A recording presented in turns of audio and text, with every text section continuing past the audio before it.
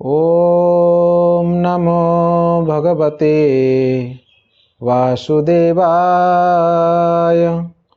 ॐ नमो भगवते वासुदेवाय। ॐ नमो भगवते वासुदेवाय। ॐ अज्ञानतिमिरन्धस्य ज्ञानञ्जनशलाकया चक्षुरुन्मीलितं येन तस्मै श्रीगुरवे नमः।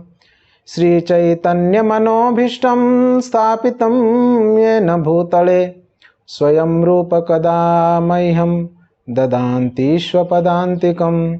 वन्देऽहं श्रीगुरोः श्रीयुतपदकमलं श्रीगुरून् वैष्णवांश्च। श्रीरूपं साग्रजातं सहगण रघुनाथान्वितं तं सजीवं साद्वैतं सावधूतं परिजनसहितं कृष्णचैतन्यदेवं श्रीराधाकृष्णपादान् सहगण ललिता श्रीविशाखान्वितांश्च। हे कृष्ण करुणा सिंधु दीनबंधु जगत्पते गोपेश गोपिका कांत राधा कांत नमस्तुते। तप्त कांचन गौरांगी राधे वृंदावनेश्वरी वृषभानुसुते देवी प्रणमामि हरिप्रिये। वाञ्छाकल्पतरुभ्यश्च कृपा सिन्धुभ्येव च पतितानां पावनेभ्यो वैष्णवेभ्यो नमो नमः। जय श्री कृष्ण चैतन्य प्रभु नित्यानंद श्री अद्वैत गदाधर श्रीवासादि गौर भक्तवृंद। हरे कृष्णा कृष्ण कृष्ण हरे हरे, हरे राम राम राम हरे हरे। हरे कृष्णा। सभी भक्तों को हार्दिक स्वागत है श्रीपाद रामानुजाचार्य की कथा में। आज पवित्र दिन है श्रीपाद रामानुजाचार्य का अपीयरेंस डे यानी आविर्भाव दिवस। आज के दिन ही 1004 साल पहले श्रीपाद रामानुजाचार्य सुदूर दक्षिण भारत में भूतपुरी नामक ग्राम में प्रकट हुए थे। भूतपुरी उनका गांव का नाम है, ये तमिलनाडु में है, तो वहाँ पर इनका प्राकट्य हुआ था। श्रीपाद रामानुजाचार्य कौन है अगर ऐसे प्रश्न किया जाए तो उनका परिचय है कि वैष्णव संप्रदाय में या भगवान विष्णु के भक्तों में से एक महान भक्त हैं। भगवान विष्णु के एक महान भक्त हैं। पूरे भारतवर्ष में भगवान विष्णु की भक्ति को प्रचार प्रसार किया है। साथ साथ में श्री संप्रदाय के एक प्रोमिनेंट आचार्य हैं, एक मुख्य आचार्य हैं, जिन्होंने इस श्री संप्रदाय की इस विष्णु भक्ति की जो फिलॉसफी है, जो सिद्धांत है, पूरे भारतवर्ष में उन्होंने भ्रमण करते हुए प्रचार किया। और अंत में अगर और डीपली समझने के लिए प्रयास करें कि रामानुजाचार्य कौन है, असलियत में ये रामानुजाचार्य भगवान के ही अंश जो शेष नाग हैं, उस शेष नाग के ही सत्यावेशित अवतार हैं। तो ये रामानुजाचार्य हैं। आज उनका आविर्भाव दिवस। तो आज प्रयास करते हैं, आज और कल शाम को 7:30 बजे का ये जो समय है, उस टाइम पर श्रीपाद रामानुजाचार्य के कुछ लीलाओं को श्रवण करने के लिए।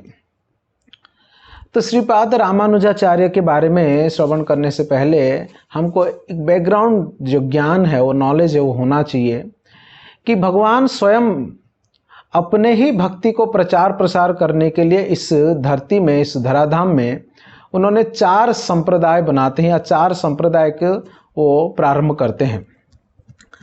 यानी अगर आसान भाषा में कहा जाए, भगवान कृष्ण अपने ही भक्ति की ट्रेनिंग देने के लिए, शिक्षा देने के लिए इस संसार में 4 इंस्टीट्यूट्स या 4 जो ऐसे संस्थाएं बनाते हैं, प्रारंभ करवाते हैं, जिसके द्वारा उनकी भक्ति का प्रचार प्रसार हो सके।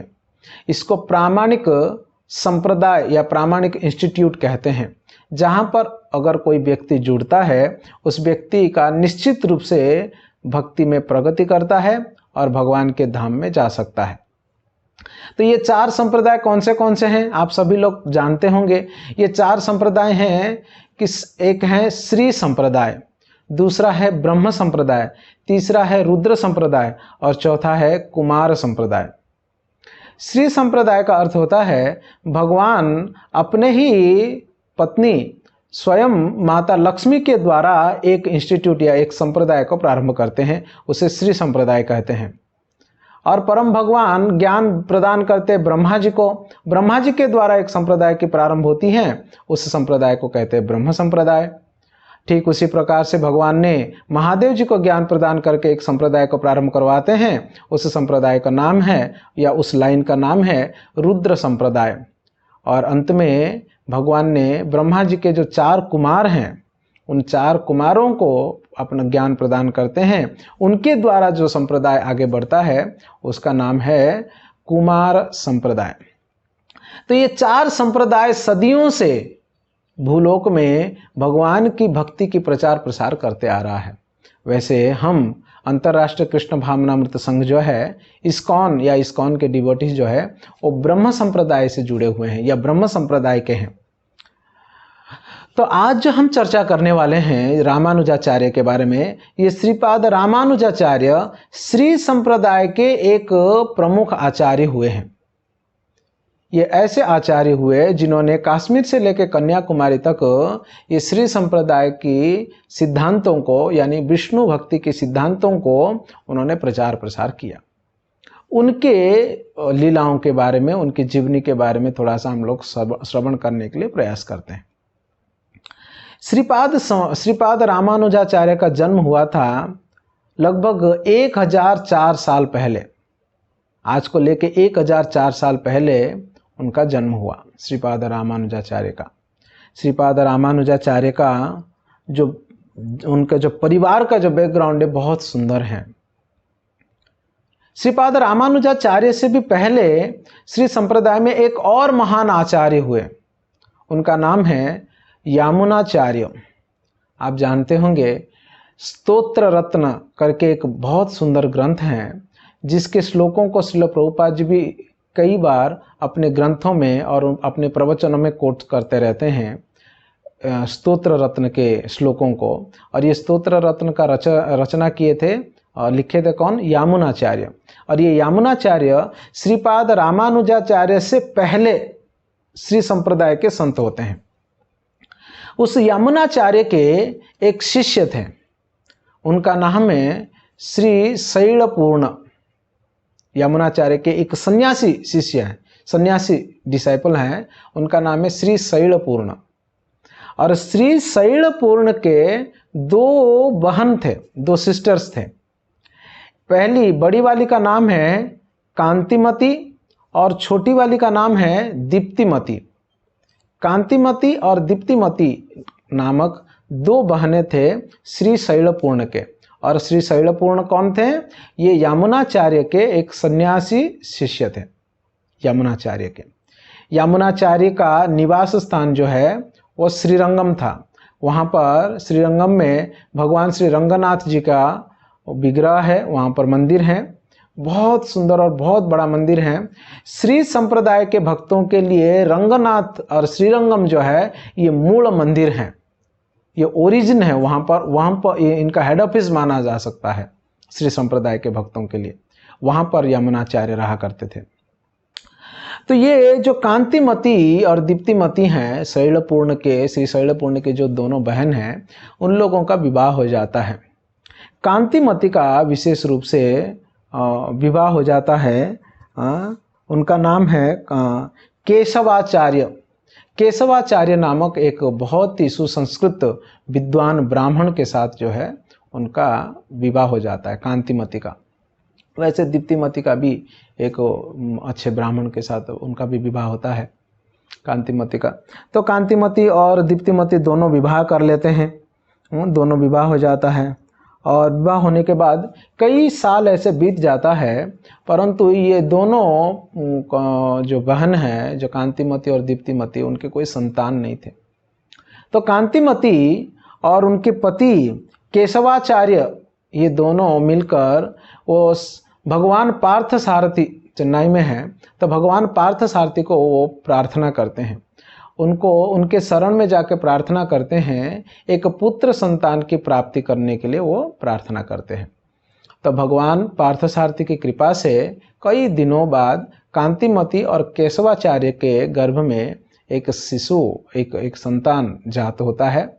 और जैसे ये खबर उनके सन्यासी भाई, मतलब कांतिमती के जो भाई है, सन्यासी भाई, उनको खबर मिलता है कि कांतिमती का बहुत सुंदर एक शिशु संतान प्रकट हुआ है, तो वो खुद आते हैं उन्हें देखने के लिए। जब भी उनको देखते हैं, उनकी सुंदरता, उनकी शरीर का तेज, उनका मुस्कान और उनका दर्शन करके ये श्री शैलपूर्ण को स्वयं लक्ष्मण जी की याद आती हैं, यानी राम जी के छोटे भाई की याद आती है उनको। तो इसलिए श्री शैलपूर्ण ने उनका नाम रख लेते हैं रामानुज। अनुज शब्द का अर्थ होता है छोटा, और राम भगवान श्री राम। भगवान श्री राम, रामानुज मतलब भगवान श्री राम के छोटे भाई लक्ष्मण। वैसे सत्य बात तो यही है कि ये जो रामानुज हैं ये कोई और नहीं थे, वो लक्ष्मण जी ही थे। क्योंकि लक्ष्मण जी कौन है? शेष के अवतार हैं। लक्ष्मण जी, बलराम जी, वो शेष के ही अवतार है ना, तो वो शेष के ही एक्सपेंशन, मतलब उनके शक्ति आवेशित थे ये।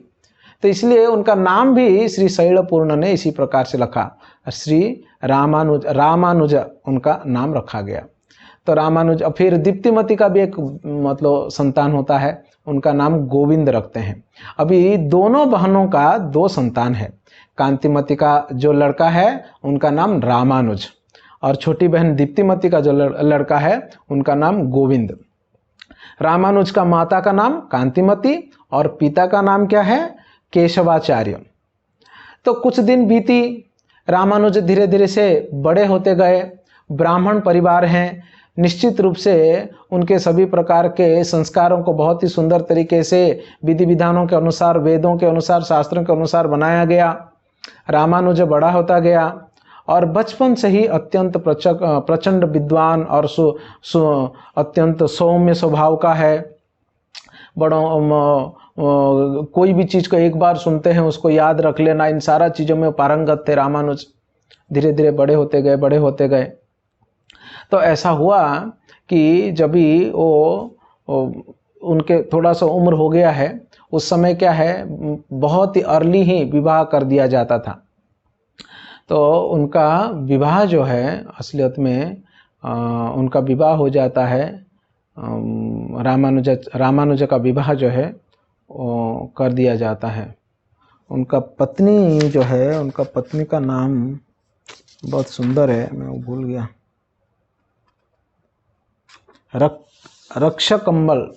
रक्षकंबा करके उनका नाम है। एक बहुत ही सुंदर ब्राह्मण कन्या है और बड़े धार्मिक हैं। उनके साथ इनका विवाह भी हो जाता है। जो गांव में रहते थे रामानुजाचार्य, उस गांव का नाम है भूतपुरी। गांव का नाम भूतपुरी है। तो वहाँ पर रहा करते थे लोग। विवाह हो जाता है। उनका विवाह होने के लगभग 1 साल के उपरांत ही उनके जो पिताजी हैं वो शरीर छोड़ देते, केशवाचार्य। अभी उनके घर का जिम्मेदारी उनके ऊपर आ जाता है। फिर भी वो लोग क्या करते हैं, वो उस भूतपुरी को छोड़ के वो लोग शिफ्ट हो जाते हैं, कांचीपुरम के लिए शिफ्ट हो जाते हैं। कांचीपुरम आप सभी लोग सुने होंगे कांचीपुरम के बारे में। कांचीपुर एक बहुत ही सुंदर तीर्थस्थली है। विशेष रूप से सप्तमोक्षपुरी करके है। 7 ऐसे स्थान हैं जहाँ पर निवास करने से, शरीर छोड़ने से मोक्ष प्राप्ति होती है। उसको सप्तमोक्षपुरी कहते हैं। उस सप्तमोक्षपुरी में से एक है कांची, और ये भूतपुरी एक्चुअली वहाँ नज़दीक ही है। बचपन से ही रामानुज जब भी अपने गांव में रहा करता था भूतपुरी में, वो बड़ों को रेस्पेक्ट करना, ब्राह्मणों को, भक्तों को प्रति रेस्पेक्ट करना, भगवान के प्रति भक्ति, वो बचपन से उनके अंदर था। उस समय उनके गांव के रास्ते से होते हुए एक महान संत जाया करते थे। उनका नाम है कांचीपूर्ण, श्री कांचीपूर्ण। ये श्री कांचीपूर्ण ये भूतपुरी के बीच में से होते हुए कोई एक मंदिर में जाते थे। वो वहाँ का भगवान जी की सेवा इत्यादि करने के लिए रामानुजा बचपन से उनको देख के प्रणाम किया करते थे। कांचीपुरम को बहुत अच्छा लगता था ये चीज़। असलियत में उस बच्चे के प्रति उनका भी प्रेम सौहार्द जो है वो लगा हुआ था। तभी रामानुजाचार्य क्या करते हैं, वो अपनी माता और पत्नी को लेके वो कांचीपुर चले जाते हैं।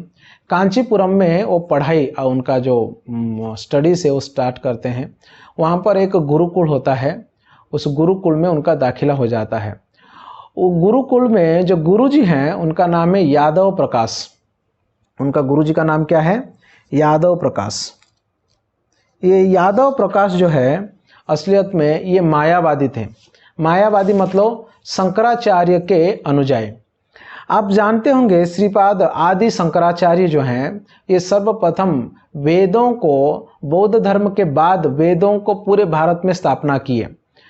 और उनके बाद जो है ये वैदिक सिविलाइजेशन या विशेष रूप से वेदों को मानना पूरे भारतवर्ष में प्रारंभ कर दिए थे। उससे पहले बौद्धिस्ट लोगों का इतना प्रचंड प्रचार था पूरा भारत में, लोग वैदिक शास्त्रों को मानते नहीं थे। मगर शंकराचार्य के बाद वेदों को मानने लगे।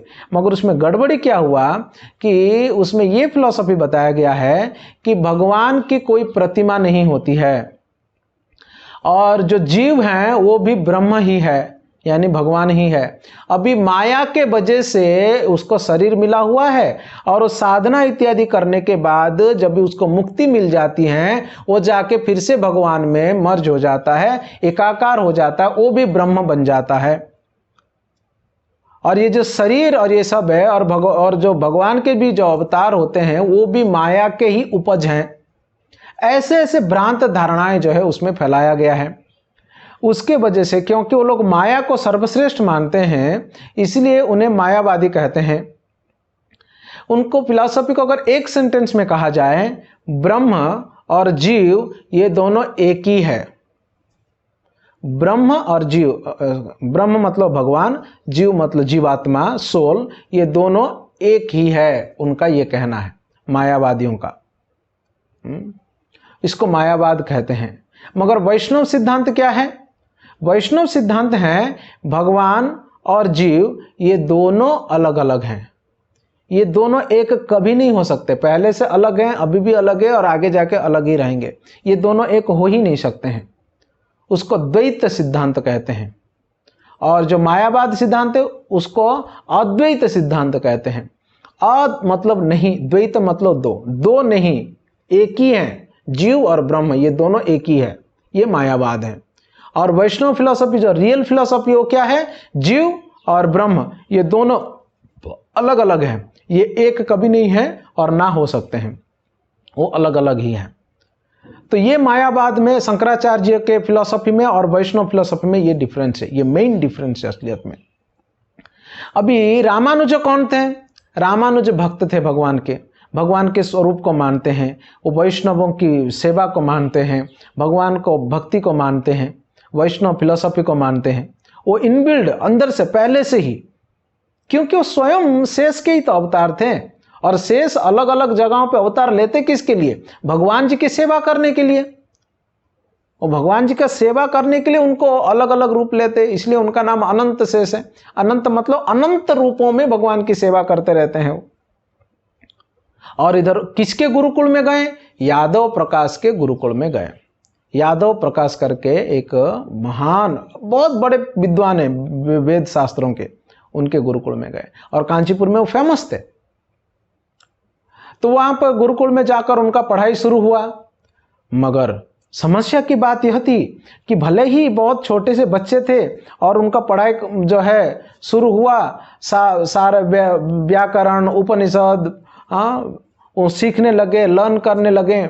मगर विशेष रूप से उसकी जो व्याख्या है, उसकी जो एक्सप्लेनेशन है वेदों की, उपनिषदों की, ये रामानुजाचार्य को भाता नहीं था, वो पसंद नहीं आता था। क्योंकि उसमें भगवान के स्वरूप को नकारा जाता था, जीव को परमात्मा के साथ समान बताया जाता था। और ये बात इनको क्लियरली मालूम है कि जीव और ब्रह्म ये दोनों एक और एकाकार कभी नहीं हो सकते हैं, ये अलग अलग ही हैं। इसलिए वहाँ पर वो अनकंफर्टेबल फील करते थे। वहाँ पर वो उनको अच्छा नहीं लगता था। वहाँ पर उनके गुरुजी की शिक्षाएं, उनके एक्सप्लेनेशंस, ये सारे बातें उनको जम नहीं रहा था वहाँ पर श्रीपाद रामानुजाचार्य को। फिर भी समावदर रामानुजाचार्य वहाँ पर पढ़ते गए, गुरु जी की सेवा करते रहे, जो भी उनके द्वारा सीखे हैं, और घर में माता है और उनकी वाइफ है।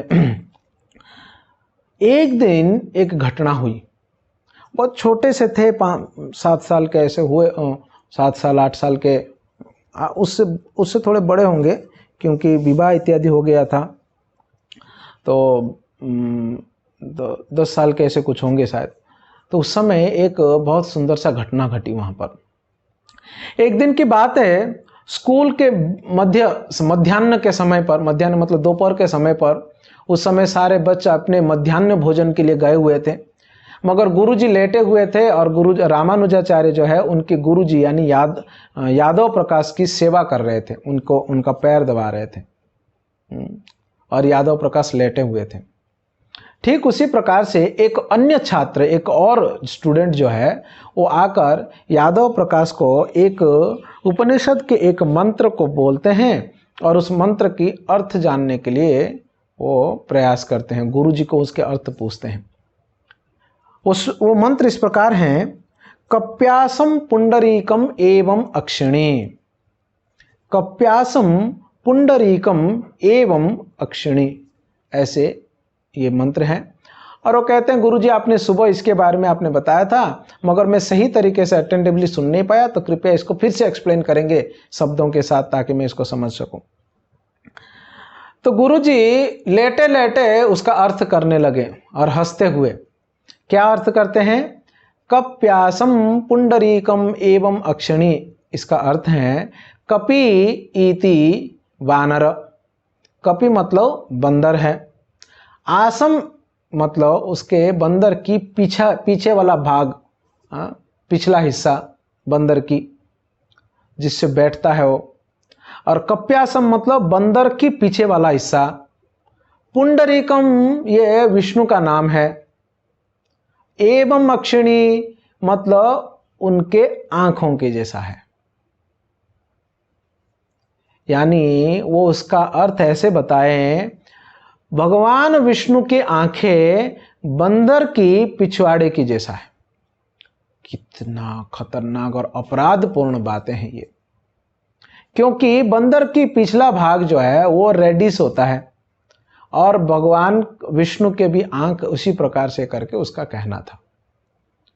वो बच्चा हंसने लगा, गुरु भी हंसने लगे, मगर रामानुजाचार्य अपने परम भगवान के, अपने आराध्य की इस प्रकार एक्सप्लेनेशन, इस प्रकार उदाहरण को सुनकर वो सह नहीं पाए। उनके शरीर कांपने लगा और उनके आंखों से गरम गरम आंसू बहे और उनके गुरुजी के पैरों पर आकर गिरे। तो जब भी गुरुजी के आंखों पैरों पर गरम आंसू गिरने लगे, तभी गुरुजी ने रामानुजाचार्य को देखें तो रामानुजाचार्य का आंख भरे हुए थे। वे रामानुजाचार्य को पूछते हैं, क्या हुआ रामानुज? रामानुजाचार्य गला दबाते हुए वो कहने लगा, थर्राते हुए, कि गुरुदेव आपने इस मंत्र की जो व्याख्या किए हैं वो सही नहीं है। भगवान विष्णु जो कंदर्प कोटि कमनीय है, करोड़ों कंदर्पों को भी सुंदरता से वाद देने वाले, उनकी व्याख्या आप इस प्रकार से किए, ये मुझे अच्छा नहीं लगा। तो फिर यादव प्रकाश को बहुत गुस्सा आया। सोचो अगर कोई स्टूडेंट अपने गुरुजी को ही कहे कि तुम गलत बोल रहे हो, तो गुरुजी क्या बोलेंगे बताओ। तो यादव प्रकाश तो ये एक्सपेक्टेड नहीं था, क्योंकि उस समय कि गुरुजी के अगेंस्ट में, गुरुजी के उत्तर अगर कोई दे दें तो ये बहुत बड़ी बात मानी जाती थी, बहुत बड़ी बात मानी जाती थी, ऑफेंस माना जाता था। और ये एक छोटा बालक, और वो गुरुजी को इस प्रकार से आंसर दिया। तो यादव प्रकाश कहते हैं कि मुझे भी अच्छा नहीं लगा, क्योंकि तुमने अपना हद पार करके मुझे आंसर दिया और मेरे बातों को गलत साबित करने के लिए प्रयास किया, मुझे भी अच्छा नहीं लगा। रामानुजाचार्य सर झुका दिए, कुछ बोले नहीं। वो बच्चा भी एकदम डरा हुआ खड़ा था, बोले भाई क्या हो गया है रामानुज को, गुरुजी को उल्टा बोल दिया। गुरुजी थोड़ा चुप रहे, फिर गुरुजी बोलने लगे, तो फिर तुम क्या इससे अच्छा मतलब जानते हो?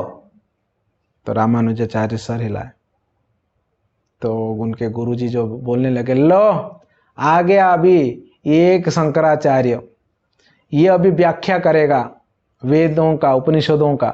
चलो बताओ, चलो दूसरे शंकराचार्य की हम सुनते हैं व्याख्या। बताओ तुम क्या कैसे जानते, इसके अर्थ करना चाहते हो। रामानुजाचार्य ने गुरु जी को उसके अर्थ बताते हैं। और सबसे पहला शब्द जो है कप्यासम, उसको वो संधि विच्छेद करते हुए उसको अलग अलग कर देते हैं। कपि शब्द को उनके गुरुजी ने एक्सप्लेन किया कि कपि मतलब बानर, मगर रामानुजाचार्य कहते हैं कपि शब्द को भी संधि विच्छेद करो। जरूरी नहीं कि कपि को कपि बानर ही करके मानना है। और कपि शब्द को वो अलग करके वो कहते हैं, वो अलग करके कहते हैं कि कपि मतलब क प्लस अपि। कपि क मतलब कंग जलम पीबती, जो जल को पीता है। तो जल को कौन पीता है? वो है सूर्य, क्योंकि जब सूर्य प्रखर तेज करते हैं तो पानी जो है वो बाष्पीभूत हो जाता है और वो उड़ जाता है। तो कंग जलम पीबती, जो जल को पीता है उसको कपि कहते हैं। वो ऐसे व्याख्या करते हैं रामानुज। फिर वो कहते हैं आसम शब्द का अर्थ जो है खिलना। आसम शब्द का अर्थ क्या है? खिलना। यानी सूरज के उगने से कौन खिलता है? कमल खिलता है। तो सूरज के उगने से जो खिलता है उसके जैसा भगवान पुंडरीक की आंखें हैं। यानी भगवान विष्णु के जो नेत्र हैं, जो आंखें हैं, वो कमल फूल की पंखड़ियों के जैसा, कमल फूल की जैसा अत्यंत मनोहर और सुंदर हैं, और कमल फूल की जैसा ही थोड़ा रेडिश भी है। इस प्रकार से वो व्याख्या करते हैं। इस व्याख्या को सुन के सचमुच यादव प्रकाश का जो दिमाग चकरा जाता है। वो सोचता है कि यार इतना छोटा लड़का, क्या सुंदर व्याख्या किया इसने किसका? वेदों का। और सच में उसके मन में एक प्रकार का भय होने लगता है कि कहीं ऐसा तो ना हो ये लड़का आगे जाके ऐसे विद्वान बनेगा कि ये जो शंकराचार्य के द्वारा बताया गया जो फिलॉसफी है, जो सिद्धांत है मायावाद, उसको खंडन ना कर दे, ये अद्वैतवाद सिद्धांत को खंडन ना कर ले करके उसके मन में सच में एक भय जो है वो शुरू हो गया। धीरे धीरे से वो एक बात में रुकी नहीं। प्रतिदिन क्लास चलती थी, प्रतिदिन कोई ना कोई मंत्र के ऊपर, कोई श्लोक के ऊपर व्याख्या जब भी होती थी उसमें कोई ना कोई मिस्टेक होता था, कोई ना कोई चीजें रामानुज को जमता नहीं था। हालांकि हर बात पे रामानुज बोलते नहीं थे, मगर गुरुजी चेहरा देख के समझ जाते थे कि इसको इसमें मंजूर नहीं है, ये बात है, ये एक्सप्लेनेशन इसको पसंद नहीं है करके गुरुजी को समझ में आ जाता था। धीरे धीरे जो ये बात पता लगी कि भाई गुरुजी को इसने आंसर दिया, कभी कभी बच्चे भी उनसे अलग से पूछा करते थे। जब भी बच्चे पूछते थे गुरुजी के बताया हुआ एक्सप्लेन के अलग से वो बच्चों को भी बताते थे कई बार। और ये सारा चीजें गुरुजी जो है वो देखने लगे और वो सोचने लगे, गुरुजी अगर इस बच्चे को रोका ना जाए तो निश्चित रूप से आगे जाके हमारा संस्था बंद करा देगा, ये अपना गुरुकुल बंद होगा तो होगा, मगर शंकराचार्य जी के जो अद्वैतवाद हैं, इतना सुंदर फिलॉसफी शंकराचार्य ने जो दिया है उसको भी ये फ्लॉप कर देगा, यानी ये खंडन कर देगा उसके फिलॉसफी को शंकराचार्य के। इसलिए यादव प्रकाश के माइंड में, देखो गुरुकुल के टीचर उस समय पे, वैदिक टीचर, उनके माइंड में खुरापाती आइडिया आया कि इस बच्चे को जान से मार देना चाहिए। बाप रे बाप, उस बच्चे को जान से मार देना चाहिए और ना रहेगी बांस ना बजेगी बांसुरी। ये आइडिया करके यादव प्रकाश इसको बिना बोले, किसको? रामानुज को बिना बोले।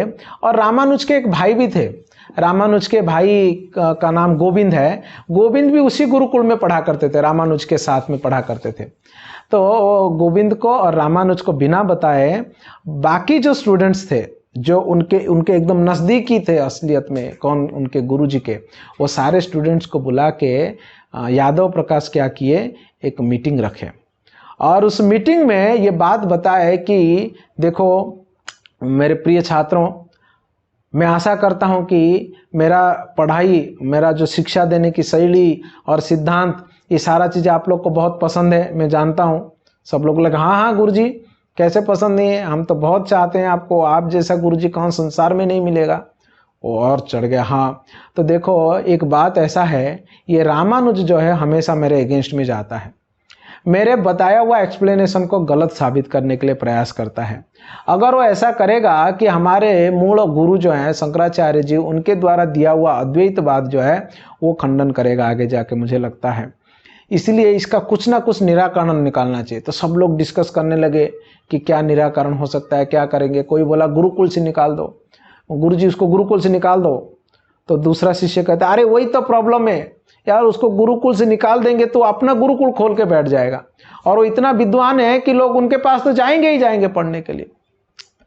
तो इसलिए उसको गुरुकुल से तो गुरुजी इसलिए तो नहीं निकालना चाहते हैं। तो क्या करेंगे क्या करेंगे, सब सोचने लगे। तब गुरुजी ने उनको आइडिया दिया। गुरुजी ने क्या आइडिया दिया कि हम सोच रहे हैं कि उसको हत्या ही कर दें। सब लोग बोले ओ ऐसे कैसे कैसे करेंगे गुरुदेव, ये कैसे हो सकता है। तो गुरुदेव ने आइडिया दिया। वो कहते हैं कि हम यहाँ से गंगा जी के दर्शन के लिए जाएंगे बनारस की ओर, उत्तर भारत। दक्षिण भारत से कांची से बनारस आना मतलब कितना दूर, उस समय आना मतलब अभी गुरुकुल के छात्रों को, ब्राह्मणों को चल के ही आना, दूसरा उपाय नहीं। और चल के बनारस आना कांची से तो कई दिनों लगेगा, जंगलों के रास्ते, उस समय तो इस प्रकार का डेवलपमेंट नहीं था। जंगलों के रास्ते गांव शहर होते होते होते होते आना पड़ेगा, पहाड़ों को क्रॉस करते, जंगलों को क्रॉस करते, खेतों को क्रॉस करके, पार करके। तो उस दौरान जब हम गंगा जी में स्नान करेंगे, और गंगा जी में स्नान करते करते हम क्या करेंगे, उसको गंगा जी में धक्का दे देंगे। तो गंगा का जो बहाव है वो तो सबसे खतरनाक होता है, और उसमें वो बह जाएगा और वो मर जाएगा। और हम सब क्या करेंगे, गंगा में स्नान करेंगे। तो गंगा में स्नान करने से करोड़ों जन्म का पाप नष्ट हो जाता है। तो हम उसको गंगा में ही डुबा देंगे, फिर हम सब लोग गंगा में स्नान कर लेंगे, तो हमारा पाप भी धुल जाएगा, और हमारा पाप धुल के हम वापस आ जाएंगे। और जब आएंगे, जब आने के बाद जो है हम उनके घर में बता देंगे हम लोग गंगा में स्नान करते करते वो बह गया करके। तो इस प्रकार से सोचने लगे। तो बोले कि ठीक है। सब लोगों ने प्लानिंग किए, और यात्रा जाने के लिए अपने अपने घरों में एक क्लास में अनाउंस किया गया। तो रामानुज और गोविंद ये दोनों अपने अपने माता को जाके कहने लगे कि हम यात्रा जाएंगे गुरुजी के साथ गंगा जी में। माताओं की तो इच्छा थी नहीं, क्योंकि इतना दूर बच्चे को छोड़ना मतलब एक दिन दो दिन का तो बात थी नहीं, कई महीनों लग सकते हैं जाके और आने में। अपने एक एक पुत्र संतान को छोड़ना नहीं चाहते थे, मगर गंगा जी में जाके स्नान करना बहुत बड़ी बात है ब्राह्मणों के लिए। तो वो फिर राजी हुए और उनके गुरुजी के साथ छोड़ दिए। अभी गुरुजी सारे शिष्यों को लेकर चलते चलते निकल गए यात्रा के लिए। चलते चलते चलते चलते 15 दिन 20 दिन बीत गया, और आते आते आते घना जंगल में पहुंचे।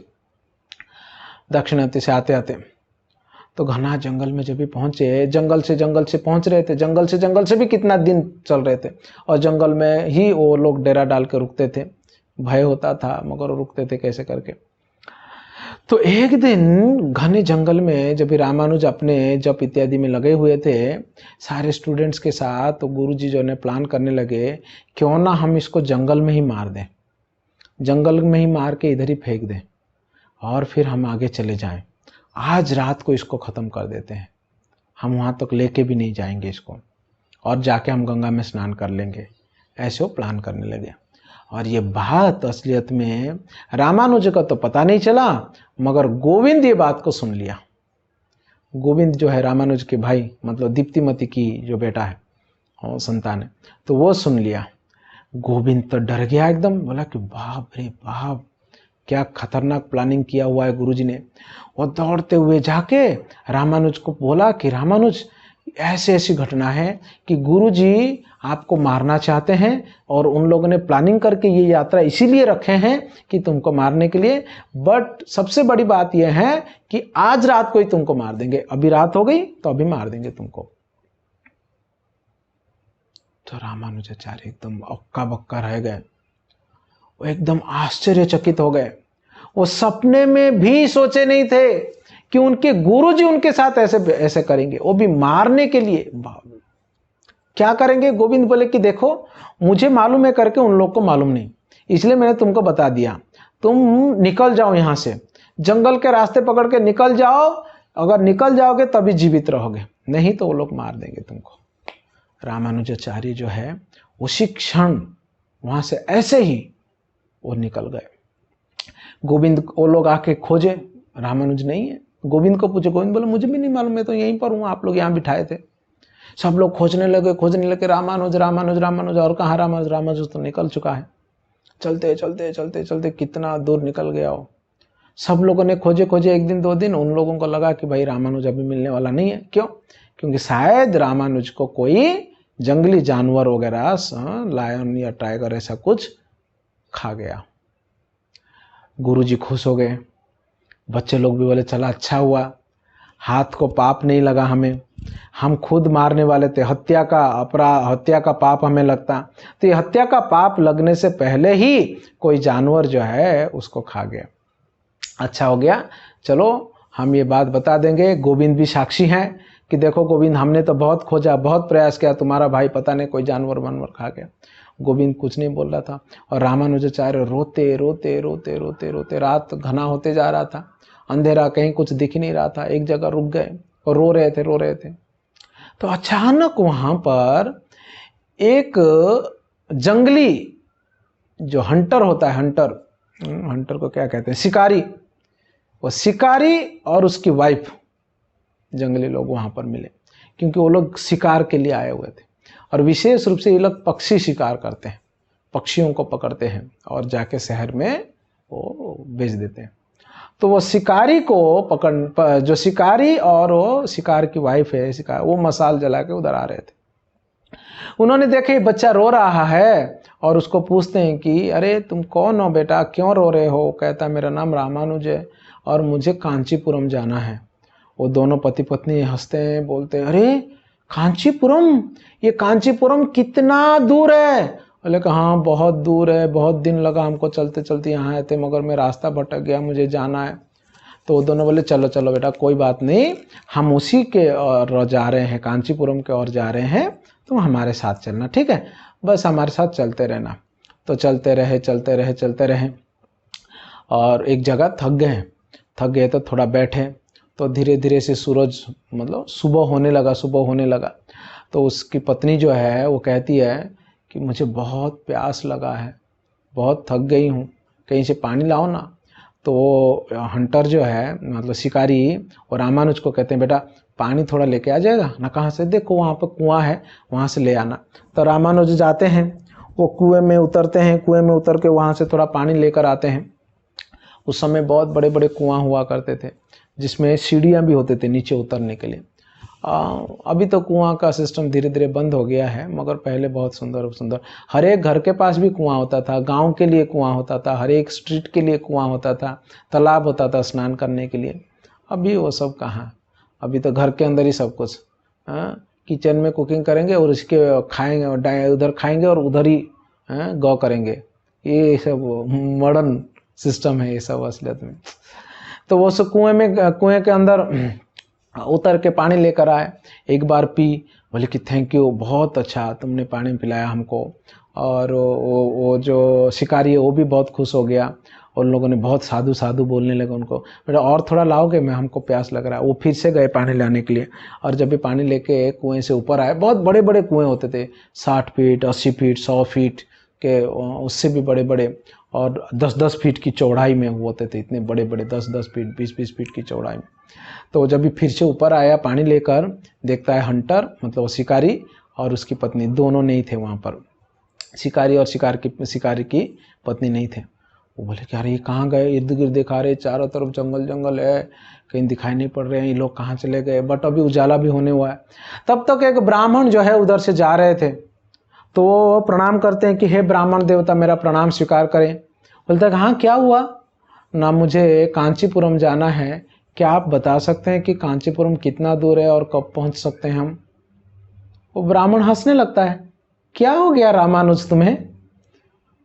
तुम तो रामानुज हो ना, कांतिमती के बेटे हो ना? लगा हाँ, कैसे जानते हो? मुझे नहीं जानते हो, यही तो कांचीपुर है, तुम कांचीपुर में ही तो हो। ये क्या कुआं, कांचीपुर का ही कुआं है ये देखो मंदिर वरदराज जी का। तो रामानुजाचार्य आश्चर्य हो जाते हैं, लेके कांचीपुर पहुंच गए और ब्राह्मण चला जाता है वहां से। रामानुजाचार्य समझ जाते हैं कि ओहो, मैंने कितना बड़ा गलती कर दिया। रात को जो शिकारी और शिकारी की वाइफ जो मेरे साथ में थे, ये दोनों कोई और नहीं है, स्वयं भगवान लक्ष्मी और नारायण ही मुझे रास्ता दिखा रहे थे और मुझे ये जंगल पार करवा दिए। और खाली जंगल ही नहीं, सोचिए ना, कांचीपुरम से जहाँ पर ये लोग पहुँचे थे वहाँ जाने के लिए उनको 15-20 दिन लगा हुआ था चलते चलते, और ये लोग एक रात में वहाँ से यहाँ लेकर आ गए, चलते चलते, रात को चलते चलते। तो ये लक्ष्मी नारायण थे। रामानुज समझ जाते हैं, बड़े दुखी हो जाते हैं, कितना बड़ा पापी हूँ, परम भगवान जी को मैं पहचान नहीं पाया हूँ, वो कितने दयालु हैं, मेरे हाथ का पानी स्वीकार किए उन्होंने, इसलिए बहुत मेरे को धन्यवाद धन्यवाद बोल रहे थे, मैं अभागा उनको समझ नहीं पाया करके बड़े दुखी हुए। नमो ब्रह्मण्य देवाय गो ब्राह्मण्य हिताय च जगत हिताय कृष्णाय गोविंदाय नमो नमो आदि श्लोकों से उन्होंने भगवान की प्रार्थना करने लगे और बड़ी प्रसन्नता के साथ कांचीपुर रिटर्न गए। और जाने के बाद माँ वगैरह पूछे कि इतना जल्दी वापस आ गए। कांतिमती खुश हो गई और दीप्तिमती खुश हो गई, बोली कि गोविंद कहाँ है? ना, गोविंद अभी गुरुजी के साथ ही है। तो आप कैसे आ गए, क्या हुआ, सब पूछे। तो तभी रामानुज ने सारी घटनाओं को बताया। ये सारा घटनाओं को सुन के दीप्तिमती और कांतिमती रोने लगे। रामानुज ने कहा ये बात किसी को बताइए मत करके, मगर सबसे ज्यादा तो टेंशन में आ गई कौन? दीप्तिमती, क्योंकि उनका बेटा अभी भी गुरुजी के साथ है। तो रामानुज कहते हैं कि वो मुझे ही मारने के लिए प्लानिंग किए थे पता, और भाई तो ठीक ही रहेगा, कोई चिंता की बात नहीं है करके रहने लगे। अभी महीनों बीता, 1 महीना 2 महीना ऐसे कुछ महीनों बीतने के बाद ये केशवाचार्य, हाँ, यादव प्रकाश और उनके शिष्य लोग, वो सब लोग बनारस इत्यादि से दर्शन करके रिटर्न आए। और जब भी रिटर्न आते हैं तो गांव में खबर मिलता है कांचीपुरम में कि रामानुज जो है वो घर पर हैं करके। ये यादव प्रकाश तो आश्चर्य हो जाते हैं, अरे ये तो जंगल में खो गया था, ये घर पे कैसे आ गया? सब लोगों ने सोचा शायद रास्ता भटक गया होगा इसलिए आ गया, चलो चलो मिलते हैं। वो मिलने के लिए आए, तब दीप्तिमती पूछने लगी मेरा बेटा कहाँ है? वो तो डरी गई सीधा कि मेरा बेटे को क्या किए करके। बट यादव प्रकाश कहते हैं हाँ, जब गंगा जी में स्नान कर रहे थे आपके बेटे को शिवलिंग मिला, तो शिव जी के प्रति इसको स्वाभाविक प्रेम उत्पन्न हुआ। फिर रिटर्न आते आते वहां पर श्री कालहस्ती करके एक महादेव जी का मंदिर है और शिव भक्तों का बड़ा प्रिय स्थान है। बहुत बड़ा सा शिव जी का मंदिर है, बहुत बड़ा सा शिव जी का मंदिर है। हम गए हैं वहां पर। ये तिरुपति से लगभग 50-60 किलोमीटर की दूरी पे है ये मंदिर। हाँ, 50-60-80 किलोमीटर की दूरी पे है। बहुत सुंदर मंदिर है। तो वहां पर रुक गया आपका बेटा गोविंद और शिव जी की सेवा करने के लिए रुका। ये बात को सुन के दीप्तिमती बहुत खुश हो गई, बहुत प्रसन्न हो गई। और फिर कुछ दिनों के बाद दीप्तिमती भी सोचने लगी कि मेरा बेटे के पास ही मैं जाऊंगी, वहीं पर उस रहूंगी करके। दीप्तिमती भी बाद में वहां पर चली गई थी गोविंद जी के पास, गोविंद के पास। तो इधर यादव प्रकाश जो है वो कांतिमती को और रामानुजाचार्य को कहने लगे कि हमने बहुत ढूंढा, हम तो बहुत दुखी थे, हम तो रो रहे थे, कहाँ चले गए, इतना सुंदर इतना विद्वान लड़का है। ऐसे ऐसे सब झूठ मूठ का बोलने लगे। इनको तो पता था, कुछ बोले नहीं। फिर उसको बोले कि तुम आ जाओ गुरुकुल में, पढ़ाई शुरू करते हैं, बहुत दिन हो गया, कोई बात नहीं, ऐसे ऐसे। फिर रामानुजाचार्य फिर से जाने लगे पढ़ाई करने के लिए, फिर से जाने लगे। बट उनका ट्यूनिंग उनके साथ बैठता ही नहीं था। किसके साथ? गुरुजी के साथ। पहले से ही गुरुजी के साथ जो है ना, उनका तो उनके एक्सप्लेनेशन, उनकी व्याख्या, उनकी पढ़ाई में उनको रुचि था नहीं। अभी ये हो गई इंसिडेंट। अभी जो व्यक्ति उनको मारने के लिए प्रयास किया था, बस बताइए कैसे विश्वास के साथ उनके पास रहेंगे? यमुना रामानुज को जमता नहीं था। वैसे ही फिर से एक बार फिर से ऐसे ही एक चर्चा हो रही थी। सर्वम खलविदम ब्रह्मम नेह नानादि किंचन, ऐसे करके एक मंत्र है वेदों का। ये मायावादी लोग जब बहुत ज़्यादा यूज करते हैं इसको, इसके ऊपर भी व्याख्या चल रहा था। उसमें उन लोगों का कहना है, या वो यादव प्रकाश इन लोग का कहना है, सर्वम खलु इदम ब्रह्मम, इसका मतलब है सब कुछ भगवान ही है। मैं भी भगवान हूँ, तुम भी भगवान हो, ये वृक्ष भी भगवान है, ये पत्थर भी भगवान है, ये टेबल भी भगवान है, मोबाइल भी भगवान है, एवरीथिंग भगवान भगवान भगवान है। सर्वम खलु इदम ब्रह्मम नेह नानास्ति किंचन, मतलब इसके अलावा और कुछ है ही नहीं, सब कुछ ब्रह्म ही ब्रह्म है। ये जगत भी ब्रह्म है, तुम भी ब्रह्म हो, मैं भी ब्रह्म है, ऐसा वो भ्रम में ऐसे वो लोग भ्रम में है, सब कुछ ब्रह्म है, ये उनका कहना है। मगर उसका सही व्याख्या क्या है? रामानुज कहने लगे कि गुरुजी ये सही बात नहीं है, सब कुछ ब्रह्म कैसे हो सकता है? सब कुछ ब्रह्म नहीं है। हाँ, सब कुछ ब्रह्म से उत्पन्न हुआ है। सर्वम खलु इदम ब्रह्मम का अर्थ होता है ये सब कुछ ब्रह्म से ही उत्पन्न हुआ है, ये सृष्टि उनसे उनके द्वारा हुआ है, सब कुछ उनसे उत्पन्न होने के वजह से ये सर्वम खलु इदम ब्रह्मम कहा गया है। और वो कहते हैं नेह नानास्ति किंचन, चाहे वो उदाहरण देते हुए समझाते हैं कि जैसे एक फूल हैं, फूलों की माला है, और एक फूलों की माला में विविध प्रकार के फूल लगे हुए हैं, विभिन्न रंगों के फूल लगे हुए हैं, सफ़ेद और लाल, येलो, पीला कलर के, ब्लूइश, सभी प्रकार के फूल लगे हुए। मगर ये सारे फूल जो है ये लगे हुए आश्रित है किसके ऊपर? एक धागे के ऊपर आश्रित है। तो वो धागा जो है वो भगवान है, और ये सब में अलग अलग रंग है, और धागा जो है वो एक है। तो इस प्रकार से सब कुछ की अस्तित्व है, सब कुछ की अस्तित्व है, और वो सब कुछ क्यों? क्योंकि भगवान से ही उत्पन्न होता है। इस प्रकार से अपना वैष्णव व्याख्या जो है उन्हें प्रदान करते हैं। तो इस बार यादव प्रकाश का बहुत दिमाग खराब हो जाता है, उनका ईगो बहुत हर्ट होता है। तो यादव प्रकाश कहते हैं कि देखो भाई, तुम अगर इतना ही सच में पंडित हो, विद्वान हो, क्यों ना तुम गुरुकुल छोड़ दो, ऐसा वो कहने लगे। उससे पहले कुछ दिन पहले की बात है, उनको गुरुकुल से निकालने की कुछ दिन पहले की बात है। एक बार वो जा रहे थे कांचीपुरम में, वरदराज जी के मंदिर के इर्द मतलब रास्ते से होते हुए, वो अपने शिष्य रामानुज के कंधे पर हाथ रखते हुए जा रहे थे।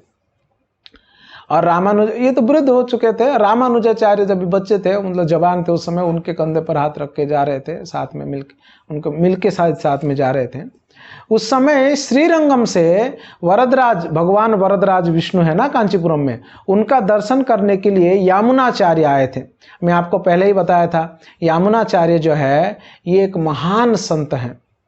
विशेष रूप से श्री संप्रदाय में रामानुजाचार्य से पहले अगर बड़े सुंदर प्रचारक और बहुत उत्तम कोटि के अगर वैष्णव कोई संत हैं, वो यमुनाचार्य हैं। तो वो आए हुए थे कहाँ पर? वो कांचीपुरम आए हुए थे। तो कांचीपुरम जब आए तो उन्होंने सुना था कि रामानुज करके एक लड़का है करके। तो दूर से देखे यमुनाचार्य को समझ में आ गया इस लड़के को देखकर, इस जवान लड़के को देखकर।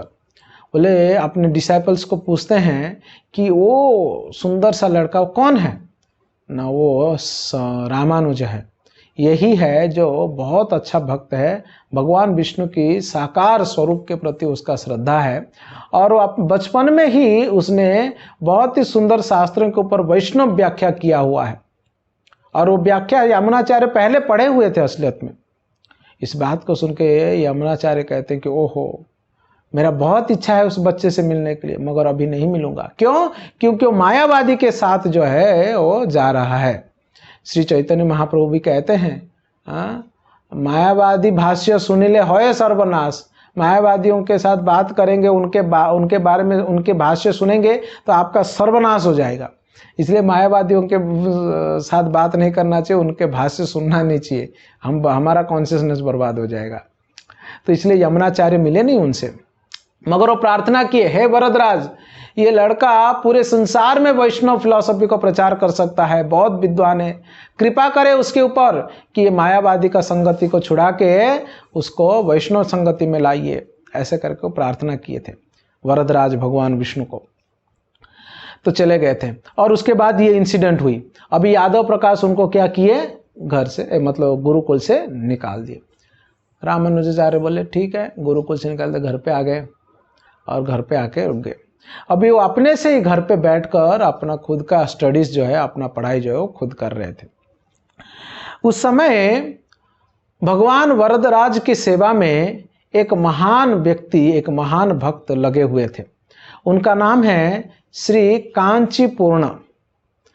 तमिल में तिरुकचनंबी कहते हैं उनको, और संस्कृत में उनका नाम है श्री कांचीपूर्ण। ये कांचीपूर्ण थोड़े लो कास्ट के हैं, मगर भक्तों के गुणों के दृष्टि से, भक्ति के दृष्टि से बहुत उत्तम कोटि के भक्त हैं। आप विश्वास नहीं करेंगे, ये ऐसा भक्त हैं जिनके साथ भगवान विष्णु यानी कांचीपुरम के जो वरदराज स्वामी हैं, वो प्रतिदिन उनके साथ बातें करते थे, उनके साथ बातें करते थे। ऐसे व्यक्ति हैं कांचीपूर्ण। और उनका सेवा क्या था? वरदराज स्वामी यानी भगवान जो वरदराज है उनके पंखा झेलना, उनका पंखा, चामर कैंकरियम कहते हैं, चामर या पंखा झेलने का उनका सेवा है। और ये रामानुजाचार्य बचपन से ही उनसे मिले हुए थे। आपको मैंने बताया था बचपन में संत उधर से जाया करते थे उनको प्रणाम करते करके। ये वही है कांचीपूर्ण। ये कांचीपूर्ण को जाकर मिलते हैं और कांचीपूर्ण को कहते हैं कि आप मुझे शिष्य के रूप में स्वीकार करिए, मगर कांचीपूर्ण हमेशा मना कर देते हैं। वह कहते हैं कि आप ऊंचे कुल के ब्राह्मण हैं, ब्राह्मणों में भी ऊंचे कुल के हैं, और हम तो बहुत छोटे जात के हैं, और जो ब्राह्मण होते हैं वो समाज के गुरु होते हैं, तो आप हमारे गुरु हैं, आप क्यों ऐसे हमें गुरु के रूप में स्वीकार करेंगे, ऐसा कर रहे हैं। नहीं, रोज रामानुजन के पीछे पड़े कि हम मुझे मालूम है। फिर रामानुज बताते हैं शास्त्रों से, जय कृष्ण तत्ववेता सही गुरु है ना, किबा विप्र किबा न्यासी शूद्र के न है, जय कृष्ण तत्ववेता सही गुरु है। कृष्णदास कविराज गोस्वामी कहते हैं इस बात को कि चाहे कोई ब्राह्मण हो, चाहे कोई शूद्र हो, अगर कोई व्यक्ति कृष्ण तत्व को जानता है, कृष्ण का भक्त है, वही व्यक्ति गुरु बनने के योग्य है, बाकी कोई गुरु बनने के योग्य नहीं है। इसलिए आप कृष्ण तत्ववेत्ता हैं, आप कृष्ण की भक्ति अच्छे से कर रहे हैं, आप कृष्ण के महान भक्त हैं भगवान के, इसलिए आप ही गुरु बनने के लिए योग्य हैं। ऐसे रामानुज तो शास्त्रों के ज्ञाता है, परम विद्वान है, उन ऐसे ऐसे बातें करते हैं। यमुनाचार्य अपने आप को बहुत अनकंफर्टेबल फील करते हैं, बट समा उधर रामानुज के जिद के सामने वो कांचीपूर्ण क्या कहते हैं, ठीक है आप अगर भगवान की सेवा में लगना चाहते हैं तो आप ऐसा करिए, वो गांव के दूर थोड़ा सा एक कुआं है और यहाँ पानी की अभाव है, तो आप वहाँ से पानी लेके आ सकते हो। कुएं से थोड़ा सा वो बाजू है मंदिर के, वहाँ से कुएं से पानी लेके आ सकते हो भगवान की सेवा के लिए। यानी कहते हैं रामानुजाचार्य को जल कैंकरियम मिला, यानी जल सेवा, भगवान के लिए जल सेवा मिला। कुएं से पानी निकालना है और उठा के मटके से लेके आना है मंदिर। अब बताइए, इतना बड़ा विद्वान ब्राह्मण लड़का जो यादव प्रकाश जैसे कांचीपुर के प्रसिद्ध विद्वान को हमेशा परास्त कर देता था, हमेशा परास्त कर देता था, ऐसे व्यक्ति को कांचीपुर जो है वो क्या सेवा देते हैं? वो कहते हैं भगवान के लिए पानी उठा के ढोकर लेके आओ। और रामानुजाचार्य ऐसा नहीं सोचे कि अरे मैं इतना विद्वान हूँ, इतना शास्त्र जानता हूँ, यादव प्रकाश ही मेरे से हार गया, तंग होके मेरे को गुरुकुल से निकाल दिया और मुझे पानी ढोने की सेवा बोल रहे हैं। भगवत सेवा में हर एक सेवा जो है ना वो श्रेष्ठ होता है, हर एक सेवा श्रेष्ठ होता है, उसमें कोई छोटा सेवा बड़ा सेवा नहीं होता है। और वैसे भी जो भक्त होते हैं वो हर प्रकार की सेवा करने के लिए हमेशा तैयार रहते हैं और तैयार रहना चाहिए। रामानुजाचार्य पहले से ही वो बहुत शक्ति संपन्न है, विद्वान है और सौम्य सरल और बड़े सुंदर स्वभाव के, सबको पसंद आते थे। मैं तो एक बात भूल गया, जब यादव प्रकाश के पास पढ़ाई करते थे उस समय एक और भी घटना हुई थी। वहाँ पर एक लोकल राजा थे, उस लोकल राजा की एक कन्या थी राजकुमारी। वो राजकुमारी को पता नहीं एक भूत लग गया था, उसके शरीर में एक आत्मा, प्रेतात्मा जो है प्रवेश कर गया था।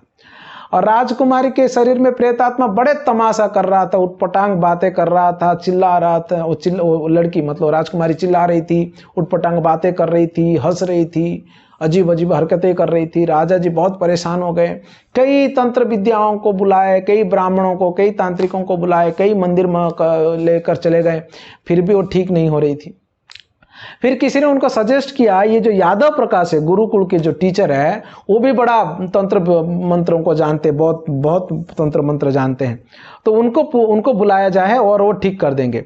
यादव प्रकाश को बुलाए, तो यादव प्रकाश गए, वो अपना पूरा साज सामग्री के साथ, उनके 2-3 डिसाइपल्स थे, उन्होंने पूरा मंत्र वंत्र कर लड़की को बिठाया।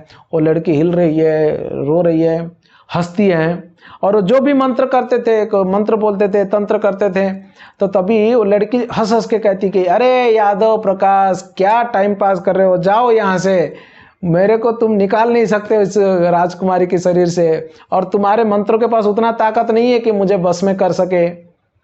मगर यादव प्रकाश सुनते नहीं थे, सब करते थे अपना, एक एक मंत्र बोलते थे, सब क्या क्या सब करते थे, मगर कोई फर्क नहीं पड़ता था लड़की को। वो लड़की और हंसती थी और हंसती थी, वो प्रेतात्मा उसके अंदर जो है वो हंसती थी। तो यादव प्रकाश, तुमको मैंने बताया ना, तुम्हारे पास उतना ताकत नहीं है कि मुझे कंट्रोल कर सकते हो, तुम्हारे पास ऐसा कोई मंत्र नहीं है जो मुझे बस में कर सकता हो। अगर तुम सच में इस राजकुमारी को बचाना चाहते हो मेरे से, और मुझे इसके शरीर से निकालना चाहते हो, तो एक उपाय मैं बता सकती हूं। तो यादव प्रकाश बोलते कि क्या क्या चाहिए तुम्हें? कुछ नहीं, तुम ये सब तिगड़मबाजी बंद कर दो। तुम्हारा एक डिसाइपल है, तुम्हारा एक शिष्य है, स्टूडेंट, उसका नाम है रामानुज, और रामानुज को यहां बुलाओ। वो जब आएगा तब मैं उससे बात करूंगी और मैं चली जाऊंगी। सब लोग, भरी सभा में राजा भी आश्चर्य, सभी लोग आश्चर्य।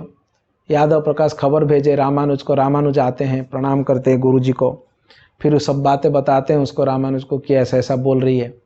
तो रामानुज हाथ जोड़ के कहती है कि आप जो भी हो इस राजकुमारी के शरीर में, आप क्यों इस राजकुमारी को परेशान कर रहे हो? उसके वजह से राजा परेशान है, राजा के वजह से पूरे प्रजा परेशान है, तो आप क्यों पूरा राज्य को परेशान करने के लिए तुले हुए हो? आप उनको छोड़ देना चाहिए। आपकी क्या आवश्यकता है? क्यों आप इस प्रकार से परेशान हो रहे हो और दूसरों को कर रहे हो? बड़े नम्रता से, बड़े प्रेम पूर्ण, जैसे कि बात है, कोई मंत्र नहीं, तंत्र नहीं, बड़े प्रेम से बातें की हैं। तो वो जो है वो हाथ जोड़ के वो प्रेतात्मा कह रही है, वो राजकुमारी, कि हे रामानुज, आप सच में बड़े दयालु हैं, और बहुत बहुत धन्यवाद आप यहाँ पर आए, और आप सच में राजकुमारी को अगर बचाना चाहते हैं, मेरा एक शर्त है, मैं चली जाऊंगी ना। क्या शर्त है? ना, मेरे सर के ऊपर आपके चरण कमल रखिए, मुझे आशीर्वाद दीजिए ताकि मेरा उद्धार हो जाएगा। तो रामानुज कहते हैं, और रामानुज के सामने वो दंडवत प्रणाम करती हैं, और सबके सामने रामानुज अपना पैर जो है उसके सर पे रखते हैं। फिर वो पूछते हैं भूत को कि क्या प्रमाण है तुम चले जाओगे करके, कैसे हमको पता लगेगा? ना, वो देखो बहुत बड़ा सा वृक्ष है ना, उसको तोड़ दूंगी मैं जाते जाते। तो रामानुज जब भी पैर रखे, फिर वो बेहोश होके गिर गई, और वो पैर तोड़ के वो भूत भी, जो प्रेतात्मा है, वो चला गया। सब लोग रामानुजाचार्य का जय जयकार करने लगे, और यहाँ यादव प्रकाश का भी कचरा हो गया, क्योंकि उसके मंत्र व तंत्र शक्ति कुछ काम नहीं किया। ये सब चल रहा था, इसके दिमाग में गुस्सा बढ़ रहा था, और उसको निकाल दिया गुरुकुल से। फिर वो कांचीपूर्ण के पास जाते हैं, और कांचीपूर्ण उनको सेवा में लगा देते हैं। कौन सी सेवा में? भगवान वरदराज स्वामी के पानी भरने की सेवा में, पानी की सेवा में लगाते हैं। पानी की सेवा में लगाते हैं। और उनके घर में उनकी पत्नी है, पत्नी और माता भी, कुछ दिनों के बाद शायद माँ भी शरीर छोड़ दी थी, फिर पत्नी और वो रहते थे। एक दिन रामानुजाचार्य सोचे कि वैष्णव सेवा करना चाहिए। तो महान वैष्णवों की जब सेवा करते हैं, उनकी चरण सेवा करते हैं, उनको उनके वस्त्र प्रदान करते हैं, उनको चप्पल प्रदान करते हैं, उनको प्रसाद खिलाते हैं, भोजन खिलाते हैं, तो इन सारे कार्यों से हमारी भगवत भक्ति जो है ना और बढ़ती है। इसलिए उन्होंने सोचा ये जो कांचीपूर्ण है, जो भगवान के महान भक्त हैं, ये कांचीपूर्ण की सेवा करना चाहते थे। तो इसलिए उन्होंने सोचा कि कांचीपूर्ण के झूठा प्रसाद, मतलब भगवान का प्रसाद कांचीपूर्ण को खिलाएंगे। कांचीपूर्ण खाने के बाद जो झूठा बचेगा, उस झूठा प्रसाद को रामानुज खाना चाहते थे कृपा प्राप्त करने के लिए। उसको महाप्रसाद कहते हैं। बहुत शक्ति है भक्तों के प्रसाद में। जो ऊंचे कोटि के वैष्णव होते हैं, जो निर्मत्सर होते हैं, जो महात्मानस्त माम पर्थ दैवीं प्रकृति माश्रिता, ऐसे महात्मा होते हैं जो कंटिन्यूअसली भगवान के नाम जप में लगे रहते हैं, भगवान की लीलाओं में लगे रहते हैं, भगवान की श्रवण में, भगवान की सेवा में लगे रहते हैं। ऐसे महान भक्तों की जो उच्चिष्ट हैं, जो प्रसाद है, जिसको झूठा कहते हैं वो प्रसाद, उसको महाप्रसाद कहते हैं। भगवान के प्रसाद को महाप्रसाद, भगवान के भक्तों के प्रसाद को महाप्रसाद कहा जाता है। तो रामानुजाचार्य ने सोचा कि ये कांचीपूर्ण के महाप्रसाद, कांचीपूर्ण के उनके महाप्रसाद प्राप्त करने के लिए, तो उन्होंने कांचीपूर्ण को क्या किए, अपने घर में इनवाइट किए प्रसाद खाने के लिए। कांचीपूर्ण मना कर रहे थे और उन्हें बहुत रिक्वेस्ट किए, और उनकी पत्नी को कहने लगे कि बहुत अच्छे अच्छे पकवान बनाओ और कांचीपूर्ण को, महान संत को जो मैंने इनवाइट किया हूँ, और वो आके प्रसाद पाएंगे। तो उनकी पत्नी बहुत सुंदर तरीके से सारे प्रिपरेशन रेडी की, और रामानुजाचार्य अभी गए कांचीपूर्ण को बुलाने के लिए। कांचीपूर्ण को बुला के लेकर आने के लिए मंदिर गए। कांचीपूर्ण को ये बात पहले से ही ज्ञात था कि रामानुज मुझे क्यों बुला रहा है, और कांचीपूर्ण ये भी जानते थे कि रामानुज बड़े ऊंचे कोटि के ब्राह्मण, वो अपने नम्रता में है कि मेरा झूठा वो कैसे खा सकते हैं करके। भले ही रामानुज उसके लिए पूछ रहा है, बोल रहा है। सो कांचीपूर्ण दूसरे रास्ते से उनके घर पहुंच गए, रामानुजाचार्य के पीछे के रास्ते से पहुंच के वो कहते हैं कि हमको प्रसाद के लिए बुलाए हैं रामानुज ने, और हमको प्रसाद परोसिए और हम पाएंगे, क्योंकि हमको कुछ सेवा में जाना है। पत्नी कहती है थोड़ी देर रुक जाइए, वो आ जाएंगे, आपको ही लेने के लिए गए हैं। नहीं हमें लेट हो जाएगा, और देखिए वो बुलाए हैं इसलिए हम आ भी गए, आप हमको खिला दीजिए थोड़ा, और फिर आप लोग बाद में अपना पा लेना। तो बैठे और बैठ के उनको प्रसाद परोसे, अच्छे से बड़े रेस्पेक्ट से प्रसाद वगैरह पा लिए, और पार के हाथ वगैरह धो के वो उनको धन्यवाद दे के चले गए। और उनकी पत्नी क्या की, वो जितना भी प्रसाद था उनका झूठा और जो बचा हुआ भी उनको देने, परोसने के बाद जो हांडी में भी बचा हुआ, वो सब लेके वो एक उनका मतलब नीच जाति के जो शूद्राणी है उसको वो दे दी, और वो लेकर चली गई। और गोबर लाके पूरा घर को लेपा पोछा कर दी, पूरा बर्तनों को गंगा मतलब धो ढा के गंगा जल छिड़क के फिर से नया कुकिंग शुरू की। रामानुजाचार्य आके घर में देखते हैं, तू अभी कुकिंग क्यों कर रही है, अभी तक तो कुकिंग नहीं की। वो कांचीपूर्ण तो मतलब टाइम हो गया, लेकिन ओहो नहीं आए थे, वो आए और मैंने बहुत अच्छे से उनको खिलाई और फिर वो चले गए, क्योंकि उनको कुछ सेवा था ना, उनको जाना था। रामानुजाचार्य बोले क्या आश्चर्य है। अब फिर वो आके अगर प्रसाद पाके गए तो फिर वो प्रसाद कहाँ है, जो बचा हुआ वो कहाँ है, उनका झूठा प्लेट कहाँ है, पत्तल कहाँ है झूठा, वो सब कहाँ है। तो बोले कि अरे वो थोड़ी ना रखती, वो तो नीच जाति के हैं ना, तो वो जो भी बचा कुचा है वो मैंने दे दी, जो शूद्राणी है वो लेकर चली गई, और जो पत्तल वगैरह वो खुद ही उठा के लेकर चले गए साथ में, किधर पता नहीं। और फिर घर को भी मैं एकदम से गोबर से लिपा पोछा कर ली, गंगा जल छिड़क ली चारों तरफ से, अशुद्ध हो गया रहेगा करके। रामानुजाचार्य सर पे हाथ रखे, बोले क्या कर ली ये मंद बुद्धि औरत, कुछ बोले नहीं।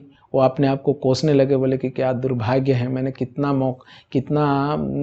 सुंदर मौका प्राप्त हुआ था इनकी सेवा करने के लिए, उनका प्रसाद महाप्रसाद पाऊंगा करके, मगर इसने ये मौका को मैंने हाथ से गवा दिया इसके वजह से। ऐसे वो दुखी हुए, और इस प्रकार से कांचीपूर्ण के साथ कई घंटों बैठकर भगवान जी के बारे में चर्चा किया करते थे, और वो सेवा करते थे और अपने अध्ययन करते थे। इस प्रकार से बहुत सुंदर से जो है उनका जीवन चल रहा था कांचीपुरम में। ठीक उसी समय पर जो है वो यहाँ पर श्रीरंगम में जो है एक दूसरा घटना हुई। मैं आपको बताया था श्रीरंगम, कांचीपुरम से श्रीरंगम जाएंगे तो 6 घंटा लगता है ट्रेन में। तो श्रीरंगम में वहाँ पर ये श्री वैष्णवों का ये हेडक्वार्टर है, और वहाँ पर यामुनाचार्य रहते थे। यामुनाचार्य एक प्रोमिनेंट प्रीचर और बहुत ऊंचे कोटि के भक्त हैं।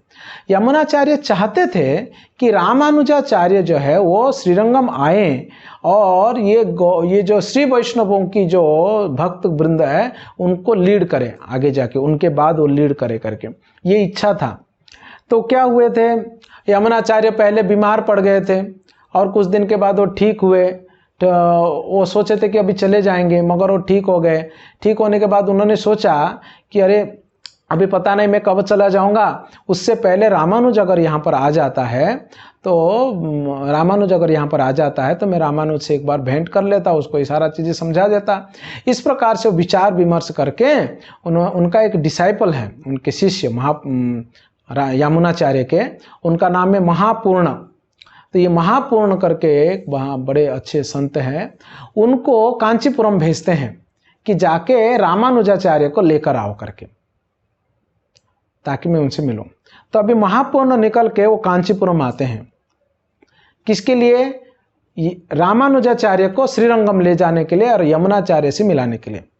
जैसे ही महापूर्ण आ जाते हैं कांचीपुरम, यमुनाचार्य फिर से जो है बहुत बुरी तरीके से बीमार पड़ जाते हैं। ये अंतिम समय है। इधर महापूर्ण आ चुके हैं कांचीपुरम रामानुजाचार्य को लेने के लिए। अब हम देखेंगे कि महापूर्ण कांचीपुरम से रामानुजाचार्य को लेकर और श्रीरंगम जा पाते हैं क्या? ये कांचीपुरम के साथ इतना प्रेम संबंध है और वरदराज जी के साथ का इतना अच्छा सेवा कर रहे हैं, कौन, रामानुजाचार्य। ये सबको छोड़कर रामानुज उनके साथ जाने के लिए राजी होंगे क्या? महापूर्ण रामानुज को कन्विंस कर पाएंगे श्रीरंगम ले जाने के लिए? क्या श्रीरंगम ले जाते यमुनाचार्य जीवित रहेंगे रामानुजाचार्य के साथ मिलने के लिए? ये सारा बातें जो है हम लोग